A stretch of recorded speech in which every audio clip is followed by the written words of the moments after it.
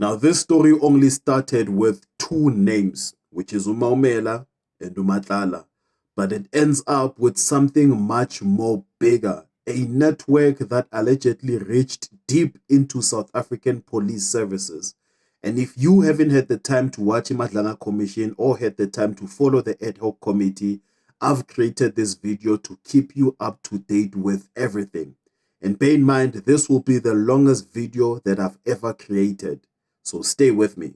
My name is Alokwan and these are the news that matter the most. A 360 million rands SAPS medical tender was awarded in 2024 to Vusmuzi Ket Matlala, who was a well-known businessman with criminal ties. Now, right away, suspicions arose. Now, Matlala had leased an SAPS clinic months before bidding, as if he knew the contract was coming. Now, when he won the bid, investigations soon found many irregularities. Internal auditors flagged Matlala's bid as potentially fronted. He lacked a required signed lease and even submitted a doctored price schedule. Now, the audit later recommended cancelling the tender right away. And in Parliament, SAPS procurement chief Ufani Mulife was grilled. He had to admit under oath that the tender should have never been approved. The very same department who ran procurement considered the deal was rigged, and the hearings suggest a network protecting Vusi Ket Matlala. Now, former Deputy Commissioner Shadrack Sibiya plays a central role. Under interrogation, Sibiya admitted he knew about the audit report and sent it through subordinate to Sergeant Faninkosi, fully expecting the information would reach Uvusi Ket Matlala. Now, that meant Matlala was warned his contract was about to be cancelled.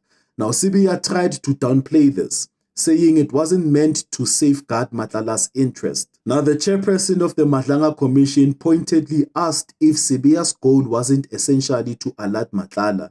Sibiya confessed he understood the risk, but claimed innocent. And furthermore, witnesses said Sibiya also took control of all the case dockets held by the political killing task team in late 2024, letting them gather dust in his office. He admitted on record that he disbanded the PKTT without any review or written order. In fact, evidence shows that the PKTT abruptly shut by a ministerial directive on the 31st of December 2024. And it was just shut without any formal explanation. Now, Shadrack Sibiya says that he acted under Commissioner Masimula's authority, but Masimula testified that he learned of the closure from the media. This suggested that Sibiya may have masked the task team's activities, possibly to halt investigations that threatened the syndicate, which the closure of PKTT led to General Nhlanhla Mkhwanazi to publicly accuse that this move was done in protecting criminals that are linked to senior police. Another key player is Major General Shadrack Sibiri, who's a former head of crime intelligence. Now, he too denies that he received bribes from Uvusi Ket Matlala, but prosecutors say recordings show Matlala offered Sibiri tens of thousands of rands to grease a promotion. Now, Sibiri admits taking 70,000 rand from Matlala, but he claims it was a loan to fix his son's vehicles.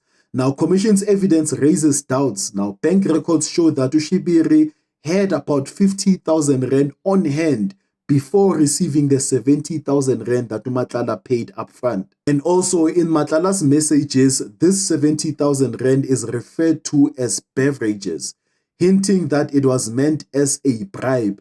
Now, Sibiri even admitted that some of the funds went to buy alcohol. Now, under cross-examination, he stood firm, insisting that investigators were trying to switch a narrative. Now, through this mess, the Madlanga Commission also introduced us to Witness F, who is now publicly known as Sergeant Nkosi. He confessed that he sent a warrant of arrest for blogger Musa Kaula to Vusi Ket Matlala, and he says that he did so because he was instructed by Shadrack Sibiya. Now, Matlala supposedly frequented in clubs where Kaula might be found, so if he spotted to Kaula, he would then hand the warrant of arrest to the police. Now, Nkosi insisted that this action was lawful. But handing warrants to an alleged crime boss is highly irregular. Nkosi was grilled on his close ties to Matlala's associate Uzincu Malo, who earlier got Kaula accused of extortion. Now, the commission clearly found that Nkosi shared classified information with alleged criminal cartel members. An act under suspicion, Nkosi and Sibiya both minimized each other's involvement. Sibiya told the commission that Nkosi was not his middleman in money passing, while Nkosi insisted he simply did his police duty. And on the civilian side, Ket Matlala told the parliamentary committee he was extorted by police officials. He said that he paid 300,000 rand and 200,000 rand in cash to Bheki Cele for helping him with seized firearms.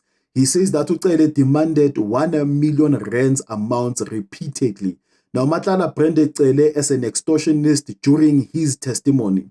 He also recounted meeting with General Mkhwanazi and also the Hawks boss Sinona, where they supposedly agreed to intervene on his behalf.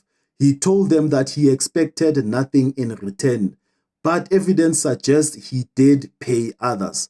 For an example, Matlala admitted paying at least 150,000 rands to Brown Mokgotsi, who posed as a fixer, and Mokgotsi later admitted that he benefited financially from Matlala. And additionally, more business figures such as Suleiman Karim emerged at the commission. According to Karim, he advanced Vusi Ket Matlala 10 million rands with an 8.2 million rand shortfall returned.